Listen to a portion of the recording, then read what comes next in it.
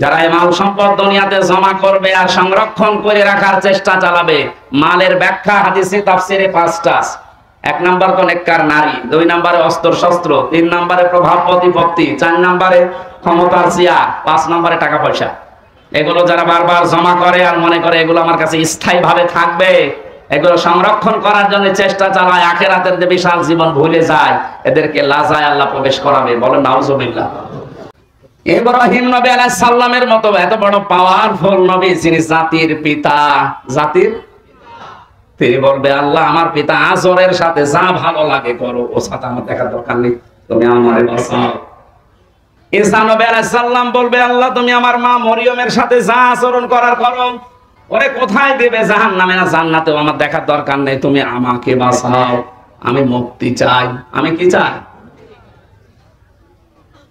এত বড় নবীরা পর্যন্ত যেখানে খেয়ে হারিয়ে ফেলবে, সেখানে কত মানুষ এই রংপুর বিভাগে সহজ সরল মানুষ, তো অনেকে পীর সাহেবের উপরে ভরসা করে বসে আছে যে বাবা আমারে বাঁচাবে। সূরা আবাসার ভেতরে আছে ইয়াউমা ইয়াফিরুল মারউ মিন আখিহি ওয়া উম্মিহি ওয়া আবিহি ওয়া সাহিবাতিহি ওয়া বানি। সেই দিন মানুষ আগে পালাবে তার ভাই থেকে। এই যে ইয়াফিরু, ইয়াফিরু শব্দের শাব্দিক অর্থ হচ্ছে মাজা তুলে দৌড় দেওয়া, এমনিতেই দৌড়ানো আর খেসিয়ে দৌড়ানো। এই এলাকায় কি বলে আমি জানি না, কুষ্টিয়াতে বলে জোরে দৌড়ালে বলে খেচ্ছে দৌড় দিয়েছে। কিয়ামতে আপনজন ভাইকে দেখলে মানুষ খেচ্ছে দৌড় দেবে। কি দৌড়? তার মানে মাথায় কাপড় বেঁধে দৌড় দেবে। এরপরে তার মা থেকে পালাবে, বাবা থেকে পালাবে, তার বন্ধু থেকে পালাবে, স্ত্রী থেকে পালাবে, সন্তান থেকে পালাবে। আমার প্রশ্ন হচ্ছে আয়াত পড়ার পরে এই দিনাজপুরবাসী যাদের নাম বললাম, বিপদে পড়লে এরা দুনিয়া যায় হোক, আসে না, আসে না? বলে না কেন? যত বড় শত্রু আপনার ভাই হোক, বিপদে যদি ওই রকম পড়েন, ওরে রক্তের টানে হলেও আসবে, কিছু দেয় দিক না দেয় না দিক, কথা বলে না কেন? আপনার ভাইয়ের কথা আল্লাহ, মায়ের কথা, বাবার কথা, স্ত্রীর কথা, সন্তানের কথা, বন্ধুর কথা, নেতার কথা, 7 প্রকার মানুষের নাম দিল। যারা আসবে তাদের নাম আল্লাহ দিয়েছেন, বলেন না এরা পালাবে আগে, তাও যেমন তেমন না, মাজা দৌড় দিয়ে পালাবে। তাহলে আমার তো মনে হয় যারা বিভ্রান্তিতে আছেন সারা বাংলাদেশ সহ, ভারতে, বাংলাদেশ আর পাকিস্তানে, অনেকে আশা করে আছে কিয়ামতে আমার বাবা জান, আমার দাদা জান আমারে বাঁচাবে। আরে ভাই আল্লাহর কসম, কোরআনে কারিমের সূরা আবাসা কসম দিয়ে বলছি, কিয়ামতে অনেক পীর বলবে আল্লাহ আমি পীরই ছিলাম না, আমি মরিদ পাবো কোথায়, আমি তো পীরই ছিলাম না। কারণ আপনার মা যদি বলে আমার বিয়ে হয়নি, আমি সন্তান পাবো কোথায়? পীর সাহেব এটা বলতে পারে না, বলেন? সুতরাং কারো উপরে আন্দাজে ভরসা করে সময় নষ্ট করেন না। বন্ধু বন্ধুর পরিচয় দিতে রাজি না, সন্তান আদি মানুষ আল্লাহর দরবারে বলবে এগুলো মুক্তিপণ দিলাম, আমাকে তুমি নাজাত দাও, বাঁচাও। আল্লাহ বলেন না, কাল্লা, কখনোই না,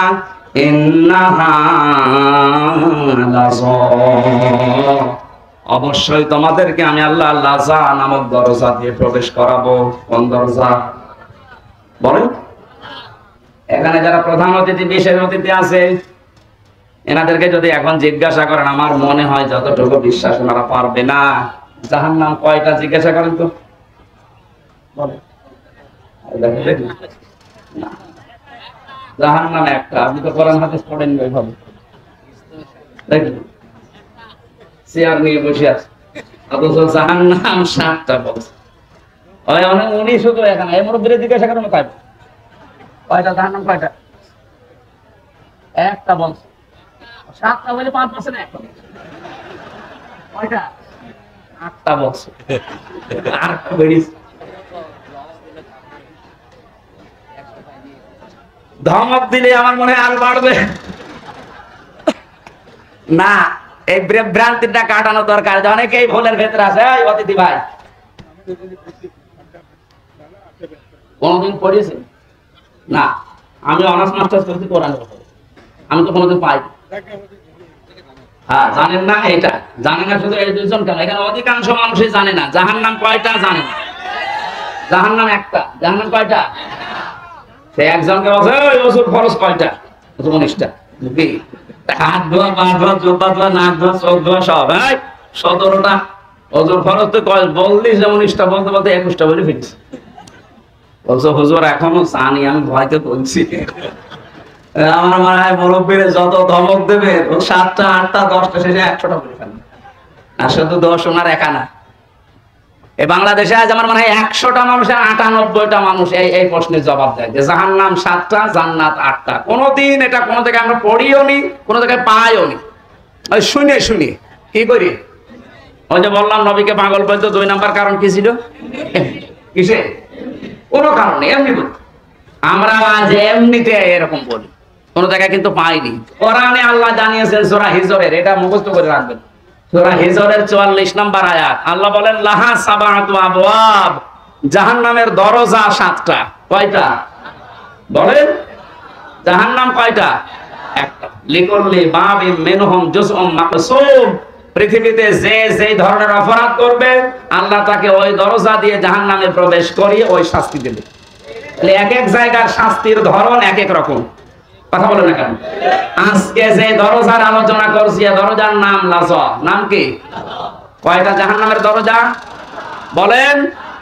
1 নাম্বার দরজার নাম হচ্ছে লাজা, 2 নাম্বার নাম হচ্ছে হুতামা, 3 নাম্বার নাম হচ্ছে হাবিয়া, 4 নাম্বারের নাম সাঈর, 5 নাম্বারের নাম সাকার, 6 নাম্বারের নাম জাহিম, 7 নাম্বারের নাম জাহান্নাম। এই জাহান্নামটা দরজার নাম। তাহলে জাহান্নাম একটা দরজা। দুনিয়াতে যে যেই ধরনের অপরাধ আমরা করছি, কিয়ামতে আল্লাহ ওই দরজা দিয়ে তাকে প্রবেশ করিয়ে ওই রকম শাস্তির ব্যবস্থা ওখানে রেখেছে।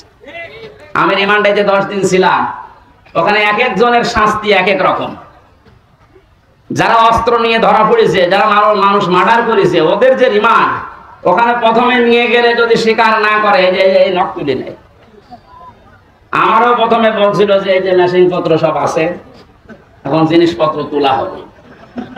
তার মানে ওই রকম জায়গা ওর জন্য আলাদা, মাটির নিচে ঘর আছে, ওই ঘরের ভেতরে কোনো আওয়াজ নেই, শুধু ক্যামেরা ফিট করা, চোখলা কাপড় দিয়ে বাঁধা, কালা কাপড় দিয়ে পেছনে হাত বেঁধে দেওয়া, পা মাটি থেকে একটু শূন্য করা, 11 ঘন্টা দাঁড়িয়ে থাকা, কোনো কথা বলতে পারবে না। কি কঠিন অবস্থা বলেন। কেউ নেই, মাটির নিচে কোনো শব্দ নেই। ওই পাশ দিয়ে মনে হয় ড্রেন ছিল, একটু আওয়াজ হচ্ছিল মাঝে মাঝে, যখন কেউ পোশাক পায়খানা করছে ওই পাশ দিয়ে পানি যাচ্ছে, মনে হচ্ছে না দুনিয়ায় আছে।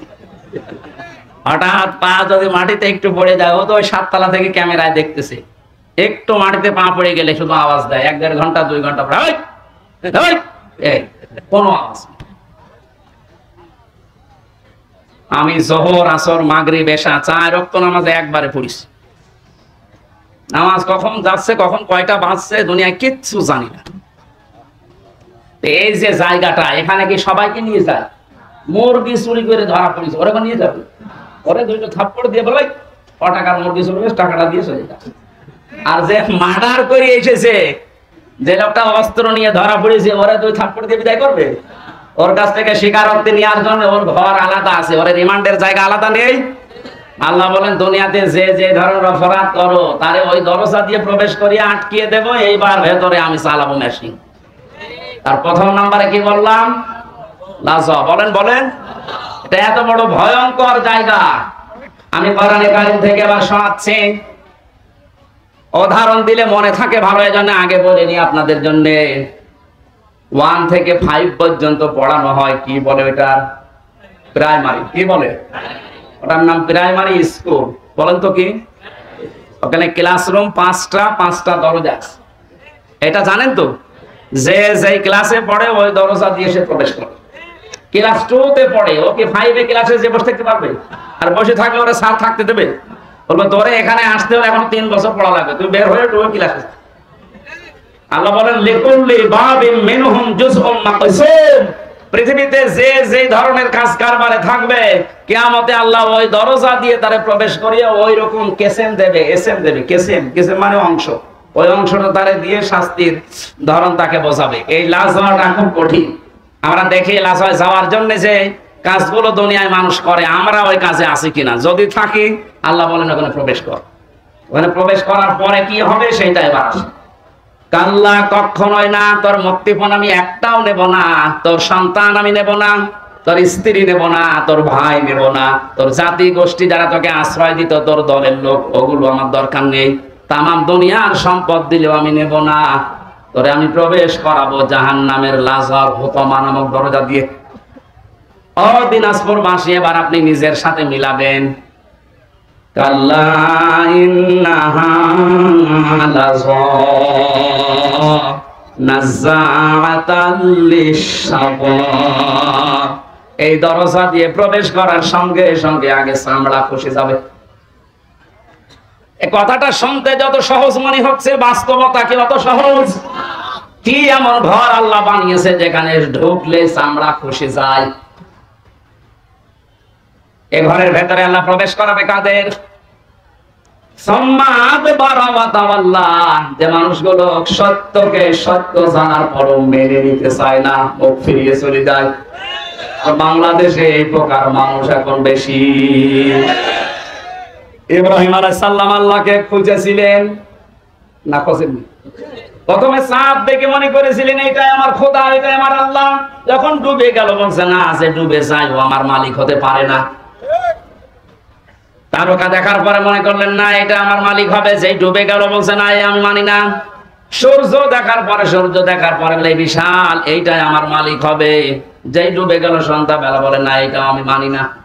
হযরত ইব্রাহিম ওই সময় যা দেখেছিলেন সব যেহেতু অদৃশ্য হয়ে যায়, সব ডুবে যায়, অস্তমিত হয়ে যায়। তিনি যখন জাতির সামনে দাঁড়িয়ে ঘোষণা দিয়েছিলেন, ইন্নী ওয়াজ্জাহাতু ওয়াজহিয়া লিল্লাযী ফাতারাস সামাওয়াতি ওয়াল আরদা হানিফাও ওয়া মা আনা মিনাল মুশরিকিন। জোরে বলেন আল্লাহু আকবার। এটা অনেকে জায়নামাজের দোয়া মনে করে না। এটা জায়নামাজের দোয়া না, জায়নামাজের আলাদা দোয়া আছে। কেউ যদি জায়নামাজে দাঁড়িয়ে এটা পড়ে তার সওয়াব হবে, কিন্তু এটা জায়নামাজের দোয়া না। নবীজি এটা পড়তেন কখন? যখন তাকবীরে তাহরিমা দিতেন আল্লাহু আকবার, এরপরে বলতেন ইন্নী ওয়াজ্জাহতু। আর আমরা উল্টিয়ে ফেলেছি, আগে পড়ে নিয়ে তারপরে বলে আল্লাহু আকবার। এখন থেকে নিয়মটা পাল্টিয়ে নেবেন, কারণ এই কথার ভেতরে আমার মারাত্মক চারটা বিষয় আপনি আল্লাহর সাথে স্বীকৃতি দিচ্ছেন। ইন্নী, অবশ্যই আমি, ওয়াজ্জাহাতু, আমার এই চেহারাকে, ওয়াজহিয়া লিল্লাযী ফাতারাস সামাওয়াতি ওয়াল আরদা হানিফা, আমার এই চেহারাকে আমি ফিরিয়ে দিলাম। চেহারা মানে শুধু মুখমণ্ডল না, আমার এই মুখমণ্ডল তো আছে আমার কর্মজীবনে, প্র্যাকটিক্যাল লাইফে যত কিছুর দিকে আমার মুখ ছিল, আমার স্ত্রীর দিকে, সন্তানের দিকে, টাকা পয়সার দিকে, ক্ষমতার দিকে, ভোটের দিকে, যত দিকে মুখ ছিল সব কিছু থেকে ফিরিয়ে আমি হানিফা, একনিষ্ঠ ভাবে আল্লাহর দিকে আমি ফিরে আসলাম, যিনি আসমান আর জমিনের উদ্ভাবক। ওমা আনা মিনাল মুশরিকিন, হে আল্লাহ আমি কিন্তু মুশরিক না। আমি কি না? আমি কারোর সাথে শিরিক করি না, তোমাকে আমি কারোর সাথে শরীক করি না। তুমি একা আছো। কুল হুয়াল্লাহু আহাদ আল্লাহুস সামাদ লাম ইয়ালিদ ওয়া লাম ইউলাদ ওয়া লাম ইয়াকুল লাহু কুফুওয়ান আহাদ। এই কথাটা আপনি দাঁড়িয়ে দাঁড়িয়ে স্বীকৃতি দিচ্ছেন। এ মুখ দিয়ে বলা যত সহজ, নিজের প্র্যাকটিক্যালে মিলানো অত সহজ না। কেউ যদি নামাজে এই কথা বলে দাঁড়িয়ে যায়, আল্লাহ আমি কিন্তু সব দিক থেকে মুখ ফিরিয়েছি, ও নামাজ পড়ার পরে কখনো আমার আল্লাহর আইনের সাথে শিরিক করতে পারে না। পারে না কেন? কারণ শব্দটা ছিল হানিফা, হানিফ না, হানিফা একটা টান আছে। আমি একনিষ্ঠ ভাবে ফিরে এসেছি, আমার এই কথার ভেতরে কোনো দুই নাম্বারই নেই। বলেন আপনি নিজের থেকে নিজে স্বীকৃতি দিলেন যে আমি দুই নাম্বার লোক না, আমি শুধু লোক দেখানোর জন্য এটা পড়ি না, সত্যি সত্যি পড়েছিলাম আল্লাহ আমি তো মুশরিক না, তোমার আইনের সাথে, তোমার ক্ষমতার সাথে আমি কাউকে শরীক করি না। তুমি যে সব পারো এটা আমি বিশ্বাসও করি। আল্লাহ যেটা পারে ওটা অন্য কেউ পারে, এই বিশ্বাস করার নাম শিরিক। বিশ্বাসের নাম কি? সন্তান দিতে পারে শুধুমাত্র কে? বিয়ে করার পরে 100 বছর সংসার করছেন, সন্তান হচ্ছে না, এটা আপনার দোষ? কার দোষ? কথা একেবারে খারাপ বলে দিন, কারণ ওটা তো আপনারও দোষ নেই, আপনার স্ত্রীরও দোষ নেই। আপনার মতো এই লোকটা 10 বছর বিয়ে করে ও সংসার চালাচ্ছে, ওর সংসারে 10টা ছেলে মেয়ে 10 বছরে, আর আপনার 50 বছরও একটা হয়নি, এ দোষ কার? বললে কেমন হয়ে যায় না? এবারে আমার বিশ্বাস করা লাগবে যে আমার বড় দোষ নেই, আমারও দোষ নেই। ক্ষমতা যেহেতু আল্লাহর হাতে, উনি দেয় না, উনি এটা আমার পরীক্ষার ভেতরে ফেলে রেখেছে। এটার জন্য আমি মরা পীরের কাছে কবরে যাব, জিন্দা পীরের কাছে যাব, এটা শিরিক হবে। আমি এই জন্য তো হানিফা বললাম যে আমি একনিষ্ঠ ভাবে ফিরে এসেছি, কারো দিকে আমার আর মন নেই, মুখ নেই। ওমান আমিনাল মুশরিকিন, আমি মুশরিক না। ইব্রাহিম আলাইহিস সালাম আল্লাহকে খুঁজে পেয়েছিলেন কষ্ট করে, আর আমাদের চোখে আঙ্গুল দিয়ে আলেমরা দেখিয়ে দেয়, এরপরও সত্য জানার প্রমাণ। আপনি প্রবেশ করবেন কোন দরজা দিয়ে? বলেন বলেন, এবার বলেন, আপনি বাংলাদেশে লাশ দরজা দিয়ে যাওয়ার মতো মানুষ আছে না? এখানে নেই। যারা সত্যকে জানার পরে অহংকার করে মুখ ফিরিয়ে চলে যায়, এরপরেটা তো আরো কঠিন বলবো। যারা সম্পদ জমা করে আর সংরক্ষণ করার জন্য চেষ্টা চালায়। সম্পদ কি? পৃথিবীর যত সম্পদ আছে, নবীজির ভাষায় উত্তম সম্পদ হচ্ছে নেককার আল্লাহওয়ালা মানুষ। সম্মানিত মা বোন যারা এসেছেন, অনেকেই মনে করে আমি নামাজ পড়ি, রোজা রাখি, কালো বোরকা পরি, আমি জিকির করি, আমি ইবাদত বন্দেগী করছি, আমি কি নেককার না? নেককার হওয়ার জন্য নবীজি ওইদিকে ইঙ্গিত দেয়নি। নবী বলেন নেককার নারী দুনিয়ায় ওইটা যার ভেতরে 4টা গুণ পাওয়া যায়। 1 নম্বরে, স্বামী যখন বাইরে থেকে বাড়িতে আসে, দুনিয়ার সব কাজ বাদ দিয়ে যারা স্বামীকে খুশি করার জন্য চেষ্টা করে। এরকম মহিলা এখন ঘরে ঘরে। এই মহিলা নেই, এই জন্য অনেকেই পরকীয়া প্রেম করে। আপনি তো ঠিক বলবেন, এলাকায় এসব চলছে। সম্মানিত মা বোনেরা, আপনাদের স্বামীরাই দেখেন স্বীকৃতি দিচ্ছে এরা পরকীয়া প্রেম করে, এই কারণে আপনার কাছে রেসপন্স পায় না, আপনার কাছে যেটা পাওয়া দরকার পাচ্ছে না। এই জন্য শুধু স্বামীরা একা দায়ী থাকবে না, আপনারও দোষ আছে। আপনাকে বাদ দিয়ে যে মহিলার সাথে এই স্বামীটা লাইন করেছে, তার ভেতরে যা আছে আপনাকে আল্লাহ তাই দিয়েছিলেন। কথা বলে না কেন? কি জিনিসের কারণে ওর মন ওইদিকে চলে গেল? এখন অনেকে মহিলারা বলে যে হুজুর কোন নেশা আমি খারাপ। না, নেশা আপনি খারাপ করেছেন কেন? আপনি সব উজাড় করে দিতে পারেন না, তাহলে তো আর আল্লাহর ওলি ওইদিকে যাচ্ছে না। সুতরাং আপনি নেককার হওয়ার জন্য স্বামীটা এটা আকাশের চাঁদ মনে করেন। এ বাড়িতে যখনই আসবে মনে করবেন এটা পৃথিবীর শ্রেষ্ঠ মেহমান। নবীজির স্ত্রী হযরতে মাইমুনা রাদিয়াল্লাহু তাআলা আনহা নিজেকে পরিপাটি করে, গোসল করে, সুন্দর করে সাজিয়ে বিছানায় নতুন চাদর বিছিয়েছে। আশপাশের মেয়েরা এসে ডাক দিয়ে বলে, মাইমুনা কে আসবে এমন এত সুন্দর করে সাজিয়েছে ঘর? হযরতে মাইমুনা বলে, পৃথিবীর শ্রেষ্ঠ মেহমান আমার স্বামী আসবে। মহিলারা হেসে ফেলেছে, ডাক দিয়ে বলে, স্বামী আবার মেহমান হলো? হযরতে মাইমুনা বলে, মেহমান না মানে? তামাম পৃথিবীর শ্রেষ্ঠ মেহমান আমার কাছে আমার স্বামী। আর আপনার বউ যদি সাজগোজ করে, বিছানায় নতুন চাদর বিছায়, যদি আপনি বলেন কি গো আজকে এত আনন্দ, জানো না লোক আসবে, তার মানে আপনি ওর কাছে লোকই না। আপনি কি? আপনি শুধু ওই খোকার বাপ, তাছাড়া আপনি লোক না। ওর কাছে লোক হচ্ছে ওর বিয়াই। না, মেয়েরা যদি নেককার হতে চায়, 1 নম্বরে স্বামী আসলেই সব কাজ ওর বাপ। নবীজি এমনও জানিয়েছে, যদি চোলার উপরে দুধ গরম হয়ে উতলিয়ে পড়ে যায়, যা দরকার 500 টাকার দুধ মাটিতে পড়ে যাও, তাও স্বামীর ডাকে সাড়া দাও। আজ মেয়েরা যদি একটু সাড় দিত, এই রেসপন্সটা আমাদের দিকে এগিয়ে যেত, আজ হাজারো পরিবারে পরকীয়া প্রেম মুক্ত হয়ে যেত। আমার তো বিশ্বাস হয় না, মনেও হয় না যে মানুষ পরকীয়া প্রেম করবে কি দিয়ে, এমনি সরে চলে না। ইন্ডিয়া হারবাল, কলকাতা হারবাল ছাড়া ওর শরীরই চলে না। এরপরও যদিও লাইন করে বসতে হবে, অবশ্যই পরিবারে ঝামেলা আছে। মা বোনদেরকে আমি ভালোবাসি, আশা করছি আপনি উজাড় করে দেবেন সময়, সম্পদ, আপনার শরীর সব আপনার স্বামীর জন্য। যে মহিলা স্বামীকে দেখানোর জন্য, খুশি করার জন্য সাজগোজ করে, ওটা তার ইবাদত হিসাবে গণ্য হয়ে যায়। স্বামীর কাছে আসার 10টা নিয়ম আছে। কোন মহিলা যদি স্বামীর কাছে আসতে চায়, প্রথমে যতটুকু পরিষ্কার পরিচ্ছন্ন হওয়া দরকার, তার পোশাক, তার শরীর, সে যেন করে আসে। 2 নম্বরে যদি সমর্থ থাক, সে যেন পারফিউম ব্যবহার করে, আতর, সেন্ট। ওরা এগুলো ব্যবহারও করে বাজারে যাওয়ার সময়। যদি মার্কেটে নিয়ে যান, তখন দেখবেন সাজের বাহার কি। সম্মানিত মা বোন, যারা চুল খুলে বাজারে যান, বিভিন্ন অনুষ্ঠানে যান, যে কয়টা চুল পর পুরুষে দেখবে ওই কয়টা সাপ কিয়ামতে কামড় দেবে। আর বাড়িতে থাকাকালীন যে কয়টা চুল আপনার স্বামীর সামনে বের হয়ে থাকবে অতগুলো সওয়াব আল্লাহ লিখে দেবে। যারা বাড়িতে থাকাকালীন চুলে শ্যাম্পু করেন, সাবান লাগান, যা ভালো লাগে তাই দিয়ে চুল ফুলিয়ে থাকবেন, যেন দেখে ওর অন্য দিক থেকে মুখ ফিরিয়ে আসে। নবীজি বলেন 2 নম্বরের স্বামী যখন আসবে তাকে খুশি করার জন্য, হাসি দেওয়ার জন্য যা করা লাগে ও করবে। কোন স্বামী যদি পছন্দ করে যে আমার বউ ব্লাউজ গায়ে দেবে হাতা কাটা, ও যেন তাই দেয়। আমি তো এটা বানিয়ে বললাম নাকি? 3 নম্বরে স্বামী যেটা পছন্দ করে ওটা যদি জায়েজ হয়, আপনার জীবন থাকতে ওটা আপনি মেনে নেবেন।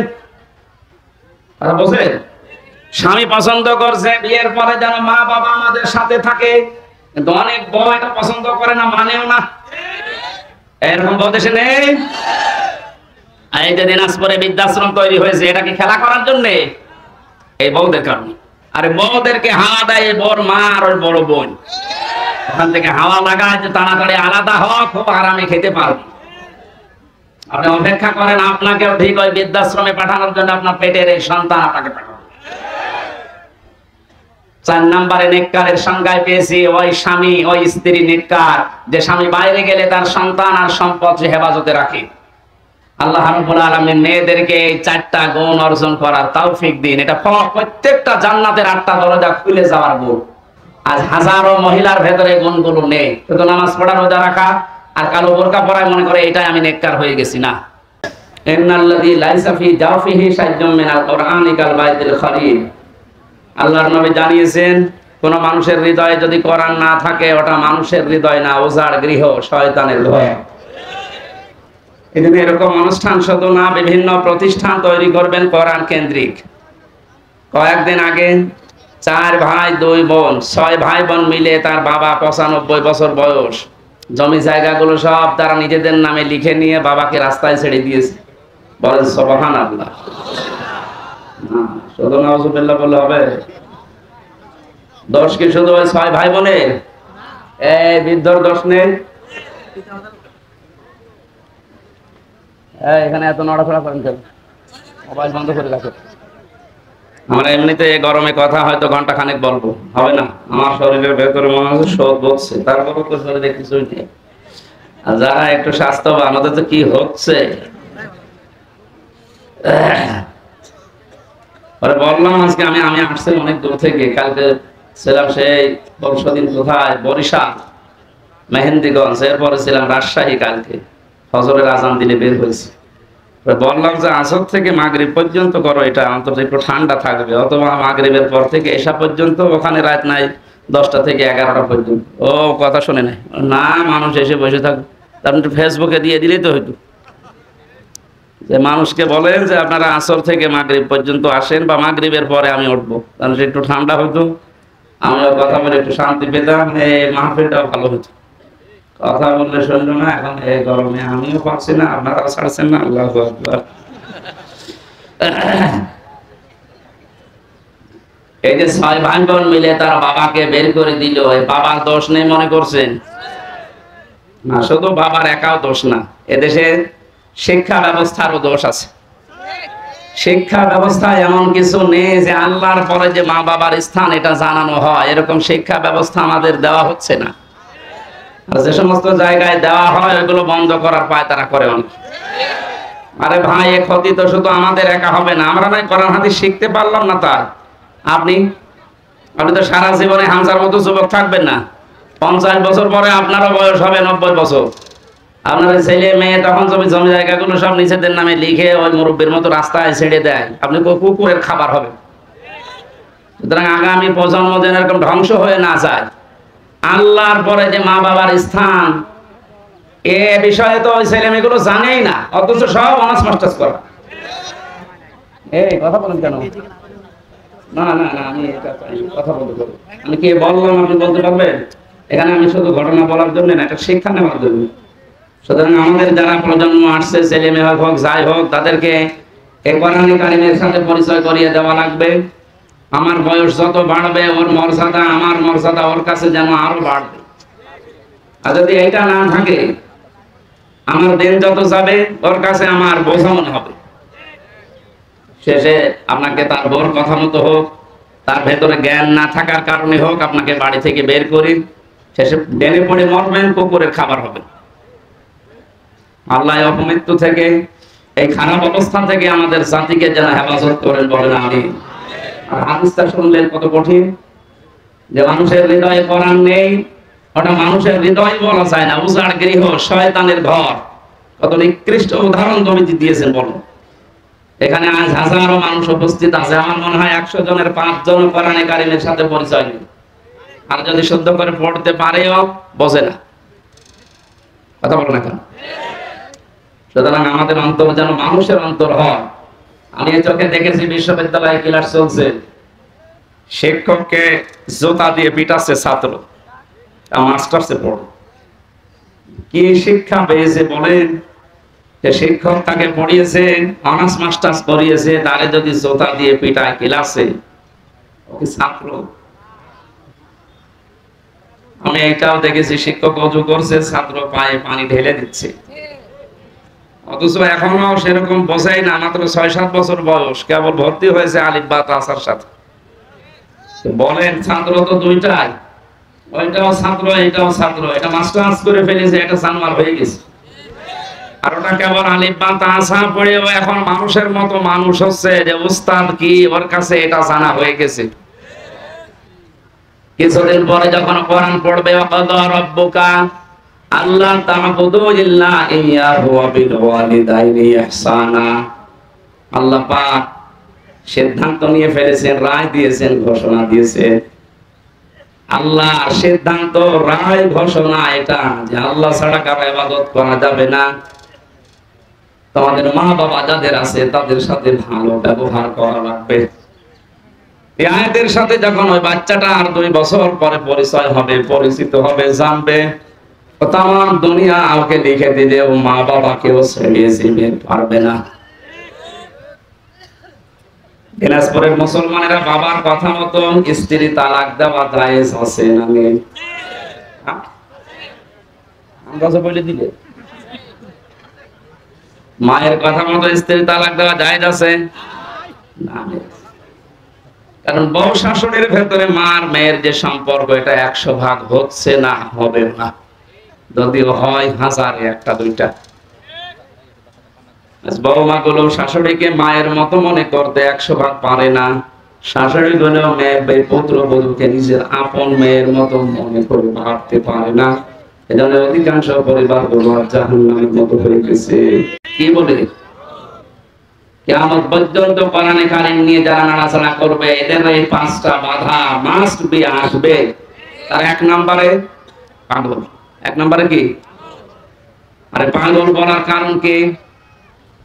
কোরআনে কারীম জানিয়েছে, মা আনতা বিনি'মাতি রাব্বিকা বিমাজনুন। হে নবী, আপনার প্রতি আল্লাহর নিয়ামত এই যে আপনি পাগল না। বলেন সুবহানাল্লাহ। আমা সাহাবাকুম বিমাজনুন, তোমাদের সাথে মুহাম্মদ সাল্লাল্লাহু আলাইহি ওয়াসাল্লাম তিনি পাগল না। কি পাগলামি তারা দেখলে তোমরা?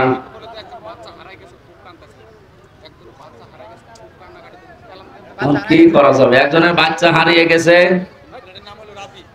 রাব্বি। এই বাচ্চাটার নাম রাব্বি। যদি কেউ পেয়ে থাকেন, দেখেন, নাম জিজ্ঞাসা করেন, করে স্টেজে নিয়ে এসে দিয়েছে। ও স্টেজে আছে, কারো যদি হয়ে থাকে প্রমাণ দিয়ে নিয়ে যান, যাত্রার বাচ্চা নিয়ে।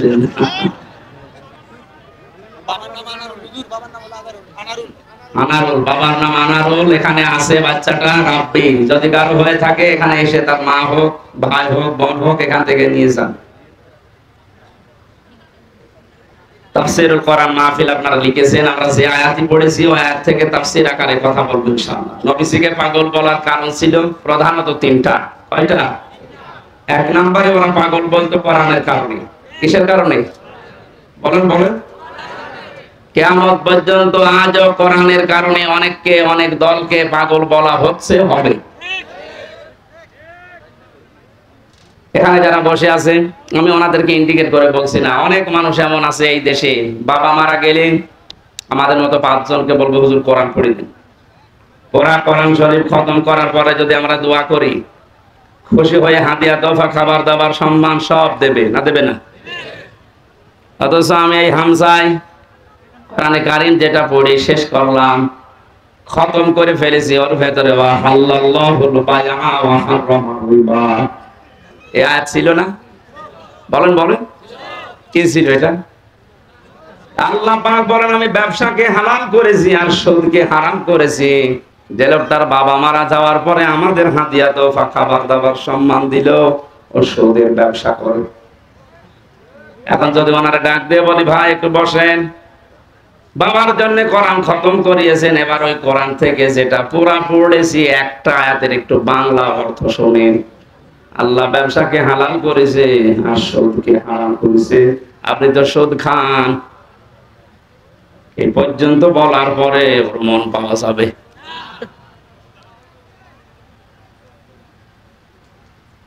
মনে মনে ভাবে কারে নিয়ে আসলাম?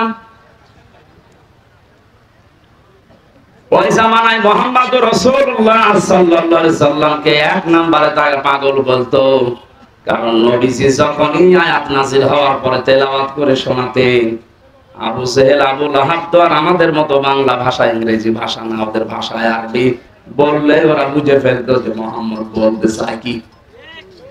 আমরা এতিমের মাল আত্মসাৎ করে খাই, আর কোরআনে কারীমের আয়াত পড়ে আমাদেরকে জানাতে চায় যারা এতিমের মাল খায় তারা জাহান্নামের আগুন খায়। আমি যদি বাংলায় না বলি, শুধু আরবিতে বলি, ইন্নাল্লাযীনা ইয়াকুলুনা আমওয়ালাল ইয়াতামা যুলমান ইন্নামা ইয়াকুলুনা ফী বুতুনিহিম নারা।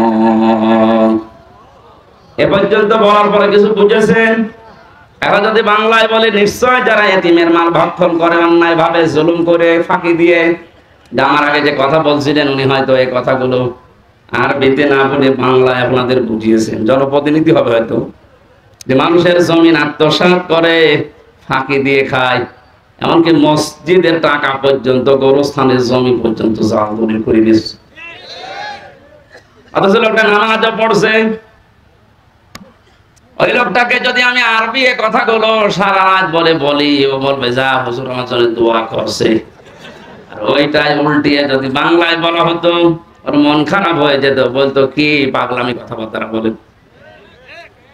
ও জামানায় যেহেতু বাংলায় বলা লাগতো না, আরবি বললেই বুঝে ফেলতো আবু জেহেল।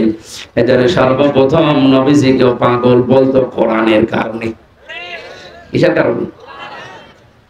আজও এই দেশে সব ওলামা ইকরামকে অনেকে খারাপ ভাবে না, আমাদের হুজুর কত ভালো, সুন্দর সুন্দর করে কথা বলে। আজ 30 বছর ইমামতি করছে, কোনো ফোস ফাঁস হোস হাস নেই। অথচ হামজা কোথা থেকে এসেছে, একদিনে আমাদের সব গোপন কথা ফাঁস করে দিল। আরে ও 30 বছরে যা বলেছে আরবিতে, ওটা যদি আমার মতো বাংলায় ব্যাখ্যা করতো, 30 বছর আগে ইমামতি চলে দিত। তাহলে নবীজিকে পাগল বলার 1 নাম্বার কারণ কি? কোরআন। বলেন বলেন। আজও এইভাবে কেউ যদি বলে, তাকে উল্টা পাল্টা নাম আজও দেওয়া হয়। 2 নম্বর, নবীজিকে পাগল বলার কারণ ছিল এমনি। কি কারণ? হ্যাঁ, কোনো কারণ এমনি। আমি যদি এখন হারুনকে বলি রাজাকার, অযথা বলে কেন বললেন? এমনি। হ্যাঁ এমনি, কারণ আমার হাতে এখন মাইক আছে, মিডিয়া আছে, পাওয়ার আছে, আমি যা বলবো ওইটাই মানুষ শুনবে। ওই জামানায় নবীজিকে পাগল বলতো 2 নম্বর কারণ কি? এমনি। আজও আমাদেরকে দেখেন অনেকেই অনেক নাম দিচ্ছে, কোনো কারণ নেই, এমনি। 3 নম্বরে বিশ্ব নবী মুহাম্মদুর রাসূলুল্লাহ ওই জামানায় তিনি একা দাঁড়িয়ে গিয়েছিলেন জুলুমের বিরুদ্ধে। আজকে বীরগঞ্জ থানার পাশে যে মসজিদ আছে, ওই জায়গায় যদি কেউ একটা লাল শালু টাঙিয়ে মাজার বানিয়ে সেজদা দেয়, আমি যদি এদেরকে মুসল্লি 5000 মুসল্লি নিয়ে বলি এখানে খারাপ কাজ হচ্ছে, ইসলাম বিরোধী, এটা বন্ধ করা লাগবে, চলেন যাই, আজকেই বন্ধ করব, আমার মনে হয় 4000 999 জন মুসল্লি বলবে হুজুর দরকার নেই, দিনকাল ভালো না। যে যা করছে করুক, লা ইলাহা ইল্লাল্লাহ, আপনি নামাজ পড়ান। বলেন তো, এই যে যারা নামাজ পড়লেও নামাজে বললো কি তা'মুরুনা বিল মা'রুফি ওয়া তানহাউনা আনিল মুনকার, এই আয়াত দিয়ে ইমাম সাহেব নামাজ পড়িয়েছিল। যারা সৎ কাজে আদেশ করে, অন্যায় কাজে বাধা দেয়, তা আল্লাহর বিরুদ্ধে শিরিক চলছে। আপনি নামাজের শিক্ষাটা কাজে লাগাবেন না? এখন যদি আমি ইমাম হয়ে ওই 5000 ভালো ভালো মুসল্লিকে নিয়ে যেতে চাই, এই 1500 বছর পরেও যদি ডিজিটাল যুগে এই মুসল্লিরা বলে না আপনি কি পাগলামি করছেন, দিনকাল ভালো না, তাহলে 1500 বছর আগে নবীজি একা একদিকে আর তামাম দুনিয়া সব একদিকে। কত বড় জাহেল ছিল তারা! আল্লাহর ঘর কাবা শরীফের ভেতরে পর্যন্ত 360টা মূর্তি তুলেছিল। বলেন কত বড় জাহেল তারা! সেই জামানায় নবীজি একা দাঁড়িয়ে বললেন লা ইলাহা, কিচ্ছু মানি না। বলেন ওই সময় তারা পাগল বলবে না কি বলবে? আজ এই ডিজিটাল যুগে এত ভালো মানুষ যদি আমার মানে মেনে নিতে না পারে, পাগলামি মনে করে। এজন্য নবীজিকে পাগল বলার যতগুলো কারণ আমরা পেয়েছি, কোরআনে কারীম প্রচার করতে গিয়ে আজও পৃথিবীতে যদি বিশ্ব নবীর মতো কেউ দাঁড়িয়ে যায়, তার বিরুদ্ধে এরকম উল্টা পাল্টা পাগলের নাম আসতে পারে, কিন্তু আমরা পিছপা হব না। ইন্না লাকা লাআজরান গায়রা মামনুনের পরের আয়াতে আল্লাহ জানিয়েছেন, হে নবী কোরআনে কারীম প্রচার করতে থাকেন, এর পুরস্কার, নিরবিচ্ছিন্ন পুরস্কার আমি আল্লাহ আপনাকে দেব। সুতরাং সেই কোরআন প্রচার করার জন্য এই প্রচন্ড গরমে আমি বাড়ি থেকে বের না হলেও পারতাম। জেলে 3 বছর ছিলাম, আমার সংসার চলেনি, আমার বাবার চা আছে চলার মতো। এত কষ্ট করে সেই 450-500 কিলো দূর থেকে আসার আমার দরকার ছিল না। আমি কোরআনের এই আয়াত যেদিনে পড়েছি, ওয়া ইন্না লাকা লাআজরান গায়রা মামনুন, হে নবী কোরআন প্রচার করতে গিয়ে বাধার সম্মুখীন হলেও এটা নিয়ে যদি আপনি দাঁড়িয়ে যান, আপনাকে আমি নিরবিচ্ছিন্ন পুরস্কার দেব। এটা শুধু নবীজির জন্য না, গায়রা মামনুন, নিরবিচ্ছিন্ন পুরস্কার কিয়ামত পর্যন্ত কোরআন আলাদেরকে আল্লাহ দান করবেন। আল্লাহ আমাদের সবাইকে যেন এই আয়াতটা আমল করার তৌফিক দেন, আমিন। কোরআনে কারীমের সূরা মাআরিজ থেকে 10 নম্বর আয়াত থেকে শুরু করে আমরা তেলাওয়াত করে তাফসীর আকারে কথা বলবো ইনশাআল্লাহ। মাত্র 1টা-2টা আয়াত পড়েছি যেহেতু, দেখি এরপরে আমরা কি পাই। কোরআনে কারীম থেকে একটু তেলাওয়াত করেন আগে, বলুন তো আস্তে আস্তে পড়েন। আউযু বিল্লাহি মিনাশ শাইতানির রাজীম, বিসমিল্লাহির রহমানির রহিম।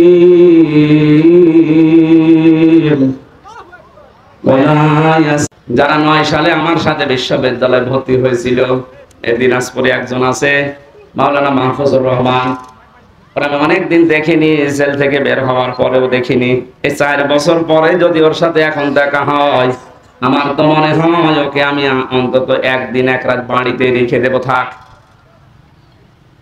কোরআনে কারীমে আল্লাহ উদাহরণটা সেট করেছেন কি করে, যে সেদিন বন্ধুর কথা জিজ্ঞাসা করবে না, অথচ 2 বছর 4 বছর 10 বছর না, কোটি কোটি বছর পরে তোর বন্ধুর সাথে কিয়ামতে দেখা হবে। একটু ভাবেন আপনার নিজের জীবনের সাথে, এটা কিন্তু সামনে আসতেছে এই দিন। 4 বছর পরে মাওলানা মাহফুজুর রহমানের সাথে দেখা হলে যদি বুকে আগলিয়ে ধরি যে বাড়ি যেতে দেব না, আপনাকে আজকে রাখাই লাগবে আমার বাড়িতে, অথচ কোটি কোটি বছর পরে দেখা হবে মাহফুজের সাথে। আল্লাহ বলেন লা ইয়াসালু হামিমুন হামিমা, ওরে জিজ্ঞাসাও করা হবে না যে ভাই কেমন আছো। শুধু এতটুকু নাই, ও বাসসারুনাহুম, কোরআন জানাচ্ছে তাদেরকে সামনাসামনি করা হবে, একটু দূরে চলে যাবে না, চোখের সামনে নিয়ে আসা হবে। এই যে সে 4 বছর আগের সে 9 সালের বন্ধু, এটা ইয়াওয়াদুল মুজরিমু লাম ইয়াফতাদি মিন আযাবি ইয়াউমিদিন বিবানিহি, মানুষ যখন এই ঘামের ভেতরে ঘামতে ঘামতে হাবুডুবু খাবে, এখানে যত গরম হোক ঘামের ভেতরে মানুষ ডুবে গেছে। কিয়ামতের যে 50,000 বছরের মতো একটা দিন আল্লাহ বানাবে, সূর্যটা আসবে মাথার আধা হাত উপরে, 1 বিঘত উপরে, মাটি তামা হয়ে যাবে, ঘামতে ঘামতে শরীর থেকে মানুষ ঘামে হাবুডুবু পর্যন্ত খাবে। দৃশ্য দেখার পরে বৃদ্ধ মানুষগুলো যুবক মানুষগুলো বৃদ্ধ হয়ে যাবে, মেয়েদের লজ্জা স্থান লাগবে না, পেট ফেটে সন্তান বের হয়ে যাবে। দুনিয়াতে যত কঠিন অবস্থা হোক, মানুষ দুধের বাচ্চার কথা বলতে চায় না, অথচ কিয়ামতে আল্লাহ বলেন এ দৃশ্য দেখে মানুষ দুধের বাচ্চার কথাও মনে থাকবে না, ভুলে যাবে। এই ভয়ঙ্কর দিনে মানুষগুলো পাগল হবে আল্লাহ আযাব থেকে বাঁচার জন্য। লাউ ইয়াফতাদি, এই যে ফিদিয়া দেওয়া, জরিমানা দেওয়া, মুক্তিপণ দেওয়া, হিড়িক বেঁধে যাবে, বলবে আল্লাহ ইয়াউমিদিন বিবানি, আজকের এই দিনে তুমি আমার সন্তানটা নিয়ে হলেও আমাকে বাঁচিয়ে দাও, মুক্তিপণ দিয়ে দিলাম। ওরে ও দিনাজপুর বাসী, আপনি চাতক পাখির মতো বসে আছেন, কি ভাবতেছেন বলেন? আমি তো আয়াতটা পড়ার পরে জেলখানা থেকে 3 বছর পরে আমার মেয়েটা, যারা 1 বছর রেখে গিয়েছিলাম ফারিহা জান্নাত, 3 বছরে ওর উপর আমার এত মহব্বত ভালোবাসা তৈরি হচ্ছে। আমার এই ভালোবাসার দিকে তাকিয়ে আমি বলছি, আমাকে যদি বাংলাদেশও লিখে দেয়, ফারিহাকে আমার মেরে ফেলা সম্ভব না। আমার ভালোবাসার খাতিরে বলছি, অথচ তার আমি দেখেই নাই, ও আমার চেনে না এখনো। আমার হুজুর বলে ডাকে, বলো হুজুর আমার বাড়িতে চলেন। তার 1 বছর রেখে গেছি, 3 বছরের ভেতরে আমার সাথে দেখা নেই। বাস্তবতা কোথায় পৌঁছিয়েছে বলেন? এত আদরের মহব্বতের ভালোবাসার ফারিহা জান্নাতকে যদি আমি সারা বাংলাদেশ লিখে দিলেও দিতে রাজি না হই, মেরে ফেলতে রাজি না হই, আল্লাহ বলেন বেবানি এ ফারিহাকে কিয়ামতে তুই আমার কাছে মুক্তিপণ হিসাবে দিতে চাইবি। এটা শুধু আমি একা না, আপনাদের জীবনে নেই। শুধু ওয়াজ শোনা না, আপনি বাস্তবে এটা মিলান তো, যে কত বড় কঠিন অবস্থা হলে নিজের এত বড় আদরের ভালোবাসার মেয়েকে পর্যন্ত মানুষ আল্লাহকে বলবে এটা নিয়ে নেন, আমার দরকার নেই। কত জায়গায় বন্যা হয় দেখেছি, পেপারে পত্রিকায় ফেসবুকে, বন্যাতে মা ভেসে গেছে, মারা গেছে, তারপরেও নিজের 2 বছর 2.5 বছরের সন্তানটাকে বুকের উপরে ভাসিয়ে রেখেছে জীবিত অবস্থায়। এটা দেখেননি? তাহলে দুনিয়ার জীবনে জীবন পর্যন্ত দিয়ে দিচ্ছে, কিন্তু সন্তানকে মারতে রাজি না, বাঁচিয়ে রেখেছে মা। অথচ কিয়ামতে এই মা বলবে আল্লাহ আমার এই ফারিহাকে আমি দিয়ে দিলাম মুক্তিপণ, আমারে বাঁচাও। অসাহিবাতিহি ওয়া আখি, মানুষ তার স্ত্রীকে দিতে চাইবে, বন্ধু বান্ধব এবং নিজের ভাইকে। অফাসিলাতিহিল্লাতি, তবে তার জ্ঞাতি গোষ্ঠী, তার দলের লোক যারা তাদেরকে আশ্রয় দিত, যার নাম শুনলে মানুষ বলতো না অমুক দলের লোক, দরকার নেই, এইরকম দলের লোক কেউ বলবে আল্লাহ এদেরকেও দিয়ে দিলাম, আমাকে বাঁচাও। আমান ফিল আরদি জামিআ, এটা আরো কঠিন। শুধু দলের লোক না, জ্ঞাতি গোষ্ঠীর লোক না, যারা আশ্রয় দিত তারা না, স্ত্রী না, ভাই না, সন্তান আদি না, আল্লাহ পাক বলেন পৃথিবীর যত সম্পদ আছে ও সব দিতে রাজি হবে। এর বড় সে বলবে আল্লাহ আমারে নাজাত দাও, আমাকে বাঁচাও। এতটুকু বলার পরে আল্লাহ আলোচনার ধরন এবার পাল্টিয়েছেন, একটু ভালো করে শুনবেন। এই যে জালজালা কঠিন অবস্থায় এতগুলো মানুষের নাম বলার পরে মহান আল্লাহ এবার বলেন কাল্লা, কখনোই না। এই যে এতগুলো জিনিস দিয়ে লোকটা মুক্তিপণ হিসাবে দিতে বাঁচতে চায়, নিজেকে মুক্ত করতে চায় আল্লাহর আযাব থেকে, কারণ ও দেখতে পাবে যে আমি এরকম আযাবে আছি, আর আমার সামনে আল্লাহর আরশের নিচে বসে 7 প্রকার মানুষ মাছের কলিজা দিয়ে খাবার খাচ্ছে। জোরে বলেন সুবহানাল্লাহ। যে 7 প্রকার মানুষকে দেখে ওর হিংসা হবে, ঈর্ষা হবে, মনে মনে রাগ হবে, যে কি এত বড় কঠিন আযাবের ভেতরে তামাম হাসরের ময়দানে সবাই আছে, আর ওই 7 প্রকার কারা এরা? কোন জায়গায় যেখানে ছায়া নেই, শুধু আরশের ছায়ায় ওরা বসে বসে মাছের কলিজা দিয়ে খাবার খায়। তার 1 নম্বরে নবীজি নাম দিয়েছেন আল ইমামুল আদিল, দুনিয়ায় যারা ন্যায় বিচার করতো। কি বিচার? দিনাজপুরের মানুষেরা ন্যায় বিচার শুধু কোর্ট কাছারিতে আদালতে না, পরিবারেও ন্যায় বিচার আছে। বলেন, নিজের 2টা ছেলে আছে, একটা লেখাপড়া করে, একটা মাঠে কাজ করে। যেটা পড়াশোনা করছে তার পেছনে খরচে আপনার কোনো হিসাব নেই, তাকে দুধ ডিম খাবার যেভাবে খাওয়ানো দরকার খাওয়াতে আছেন।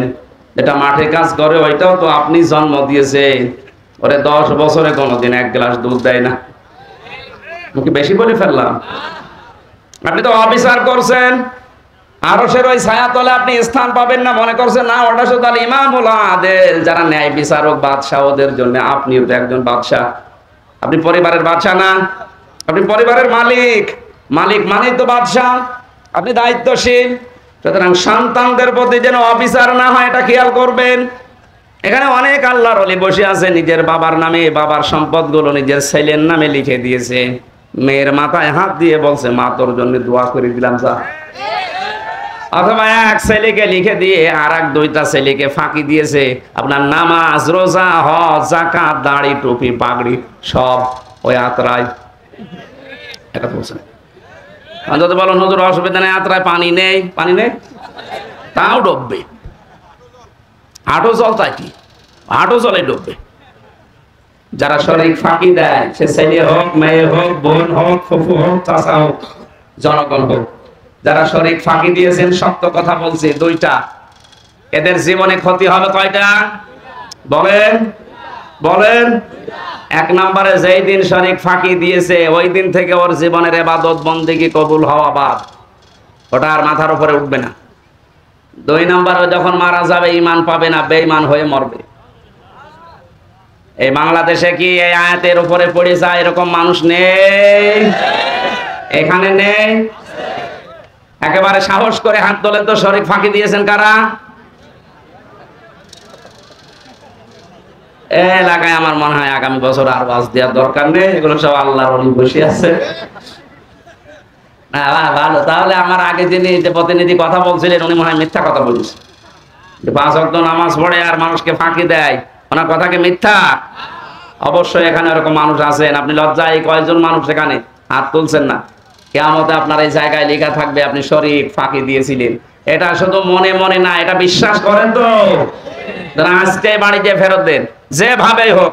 ফুফুর জমি, ভাইয়ের জমি, চাচার জমি, জনগণের যে সম্পদ আত্মসাৎ করেছেন, মেরে খেয়েছেন, আগে ফেরত দেন। কিসের নামাজ পড়েন, কিসের রোজা রাখেন আপনি? আগে ওই নামাজ পড়েন। বলেন। আপনি নামাজ পড়ে যদিও কবুলই না হয়, তো পড়ে সময় নষ্ট করবেন কেন? ওই সময়টা অন্তত একটু নাচ গান দেখেন, নাকি না? মানে ওদিকেও হারাচ্ছেন, এদিকেও হারাচ্ছেন। আমার এই হাদিসটাকে আপনি বিশ্বাস করেছেন নাকি মনে করছেন যে হলেও হতে পারে, না হলেও? তাহলে শরীক যারা ফাঁকি দিয়েছেন ওদের 1 নাম্বার ক্ষতি কি? ওই দিন থেকে ওদের নামাজ, রোজা, এই দাড়ি, টুপি, পাগড়ি, জুব্বা, জিকির, আজগার সব শেষ, ওগুলো আর কবুল হবে না, বন্ধ। এটা যাদের রেকর্ড হচ্ছে সারা বাংলাদেশে কালকে ছড়িয়ে যাবে। সবাইকে আমি উদ্দেশ্য করে বলছি, শরীক ফাঁকি দেওয়া এখনই আপনি থামেন, আগেও টাকা ও জমি ফেরত দিয়ে আসেন, তারপরে নামাজ শুরু করেন। 2 নম্বরে, আপনি যখন মারা যাবেন ঈমান পাবেন না, বেঈমান হয়ে মরবেন আবু জেহেলের মতো। কারণ ওই এতিমের সম্পদ আত্মসাৎ করেছিল, এই জন্য সূরা আরাইতাল্লাযী ইউকাযযিবু বিদ্দীন নাযিল হয়েছে। এক কথা বলেন না কেন? আল্লাহ তুমি আমাদের এই মুসলমানদেরকে এরকম গোনা থেকে হেফাজত করো, বাঁচাও, বলেন আমিন। এত বড় কঠিন কঠিন জিনিস যাদেরকে বেশি ভালোবাসা হয়, সন্তান, স্ত্রী, এখানে যদি কোনো পাগল বিয়ে করে, পরে যদি ডাক দিয়ে কেউ বলে, ভাই তোর বউটা আমার কাছে 1 ঘন্টার জন্য রাখ, আমি তোরে 10,000 টাকা দেব, পাগল দেবে? বলেন। এত বড় পাগলও রাজি হচ্ছে না শুধুমাত্র 1 ঘন্টা দেওয়ার জন্য। অথচ কিয়ামতে আল্লাহ পাক বলে না, সাহিবাতিহি, তার বউকে বলবে, আল্লাহ এটাও নিয়ে নাও, এ মুক্তিপণ দিয়ে দিলাম, আমারে বাঁচাও।